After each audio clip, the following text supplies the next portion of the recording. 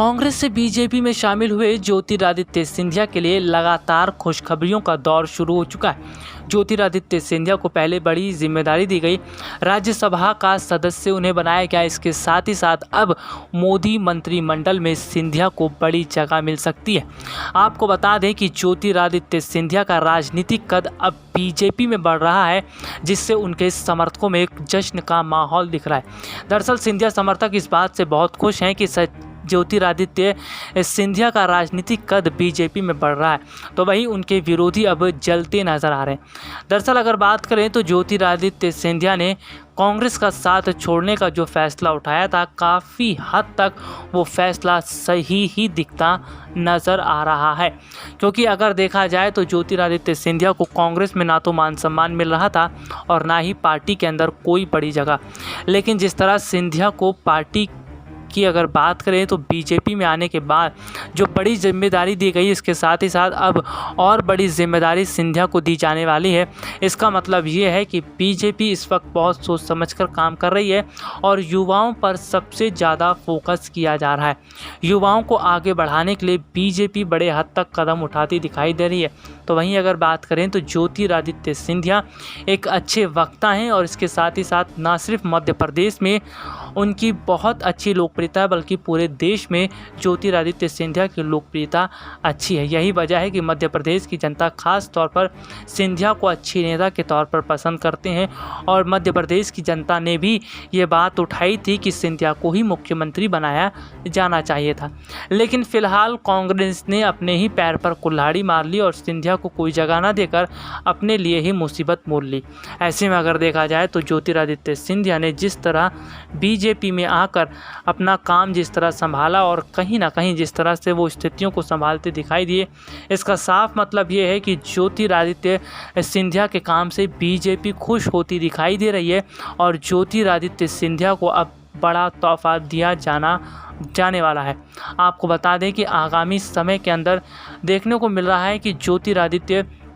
सिंधिया को किसी बड़ा मंत्री पद दिया जा सकता है और ज्योतिरादित्य सिंधिया को लेकर और बड़ी जिम्मेदारियां भी दी जा सकती हैं। हालांकि अगर देखा जाए तो आगामी समय के अंदर ना सिर्फ कई राज्यों में विधानसभा चुनाव है, बल्कि साल 2024 का लोकसभा चुनाव भी है। यही वजह है कि चुनाव से पहले मोदी 2.0 कैबिनेट का विस्तार किया जा रहा है, जिसमें ज्योतिरादित्य सिंधिया जैसे नेताओं को शामिल किया जा रहा है। आपको बता दें कि ज्योतिरादित्य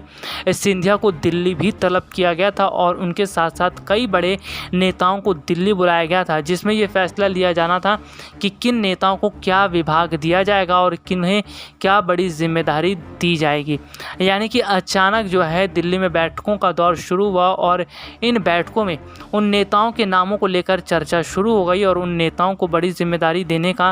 बड़ा कदम उठाया जाने लगा, जिन नेताओं को मंत्रिमंडल में शामिल किया जाएगा। हालांकि अगर बात करें तो कम से कम 20 से 25 और नेता हैं जिन्हें बड़ी जगह दी जा सकती है और जिन्हें बड़ा विभाग भी दिया जा सकता है। आपको बता दें कि ज्योतिरादित्य सिंधिया के समर्थक लगातार सिंधिया के बढ़ते राजनीतिक कद से खुश दिखते नज़र आ रहे हैं और पूरी तरह जश्न भी मना रहे हैं। तो ऐसे में अगर बात करें, ज्योतिरादित्य सिंधिया ने जिस तरह से अपनी मेहनत से ये बता दिया कि वो किसी भी पार्टी में रहें, मेहनत वो हर जगह करेंगे और जनता का साथ भी देंगे। आपको बता दें कि ज्योतिरादित्य सिंधिया ने हमेशा से बीजेपी के साथ खड़े होकर विपक्षी पार्टियों पर जमकर निशाना साधा। आपको बता दें कि बीजेपी में आने के बाद ज्योतिरादित्य सिंधिया ने पार्टी के अनुसार ही काम किया और जिस तरह पार्टी आलाकमान का आदेश आया, उसी तरह पार्टी के सलाह को सिंधिया मानते हुए भी नजर आए। यही वजह है कि सिंधिया का अच्छा स्वभाव देखते हुए और जिस तरह से वो पार्टी में काम कर रहे हैं, उनके काम को देखते हुए उनका अब राजनीतिक कद बढ़ाने की सोची गई है और उन्हें बड़ी जिम्मेदारी देने का मन भी बनाया गया। हालांकि अब ये बहुत ज़्यादा अहम रहेगा कि सिंधिया को कौन सा मंत्रालय दिया जाता है, लेकिन एक बात तो तय है कि ज्योतिरादित्य सिंधिया के बाद अगर देखा जाए तो जिस तरह से जितिन प्रसाद को भी बड़ी जिम्मेदारी दी गई थी, इसका साफ मतलब यह है कि कांग्रेस से जो भी युवा नेता बीजेपी में आ रहे हैं उन्हें बड़ी जिम्मेदारी देकर ये बताया जा रहा है कि कांग्रेस में उनका मान सम्मान नहीं होगा लेकिन बीजेपी में उनका मान सम्मान होगा। हालांकि अगर देखा जाए तो फिलहाल सचिन पायलट के भी आसार कुछ ठीक दिखते नज़र नहीं आ रहे हैं। यही वजह है कि सचिन पायलट की नाराज़गी को दूर करने पर बड़ा कदम उठाया जा रहा है। आपको बता दें, कांग्रेस पार्टी आलाकमान सोनिया गांधी सचिन पायलट की नाराज़गी को दूर करने का काम कर रही हैं और अगर बात करें तो सोनिया गांधी ये बात जानती हैं कि सचिन पायलट को नाराज़ करने से गहलोत सरकार तो गिरेगी और राजस्थान में कितना बड़ा नुकसान भी होगा। खैर, आगे देखते हैं कि जिस तरह से मोदी मंत्रिमंडल का विस्तार हो रहा है इसका चुनाव पर कितना फ़र्क पड़ेगा और क्या साल 2024 के लोकसभा चुनाव में एक बार फिर मोदी सरकार आएगी। क्योंकि अगर देखा जाए तो जिस तरह से फ़िलहाल देश में स्थितियाँ दिख रही थी, महंगाई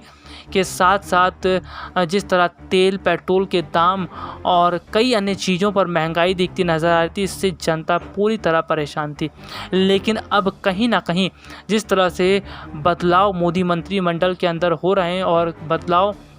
ऐसे स्थितियां भी अलग हो रही हैं, इसका साफ मतलब ये है कि जो कोशिशें की जा रही हैं वो बहुत ज़्यादा अलग है। वैसे आपको बता दें कि ज्योतिरादित्य सिंधिया के बाद कई बड़े ऐसे नेता हैं जिनका जो है बदलाव भी किया गया है और उन्हें कुछ जिम्मेदारियां जो है अलग ही दी गई हैं। यानी कि अगर बात करें तो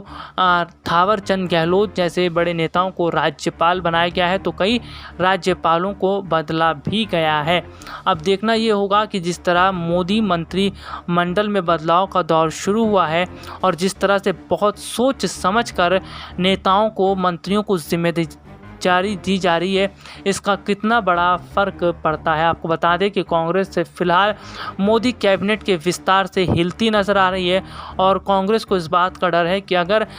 जिस तरह से मोदी कैबिनेट का विस्तार हो रहा है कहीं कांग्रेस धीरे धीरे पिछड़ती ना नज़र आए। आपको बता दें कि महाराष्ट्र में बहुत बड़ा सियासी संकट खड़ा हो चुका है और कांग्रेस के लिए बहुत ही दुख की खबर भी सामने आ रही है, क्योंकि जिस तरह से देखा जाए तो महाराष्ट्र में बीजेपी और शिवसेना के बीच नज़दीकियां बढ़ती दिखाई दी हैं और शिवसेना को बड़ी जिम्मेदारी देने का मन बनाया गया है। यानी कि शिवसेना को बड़ी जिम्मेदारी देने का मन बनाकर ये तय कर लिया गया है कि शिवसेना को किस तरह से आगामी समय के अंदर शिवसेना के कुछ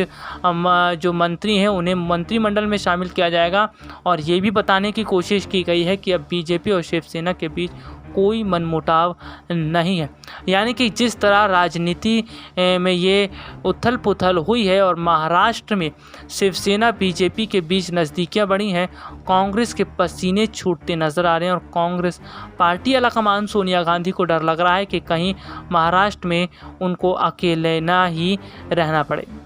SPN 9 न्यूज़ रूम की रिपोर्ट।